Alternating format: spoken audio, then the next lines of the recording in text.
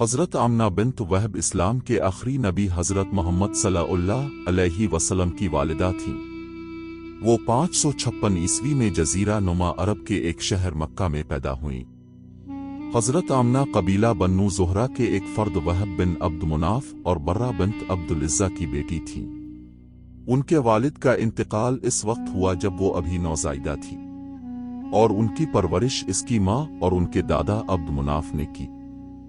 جب حضرت آمنہ کی شادی رسول اللہ کے والد عبداللہ بن عبد المطلب سے ہوئی، وہ ابھی بہت چھوٹی تھیں۔ کچھ اکاؤنٹس کے مطابق ان کی شادی کے وقت ان کی عمر تقریباً 15 سال تھی۔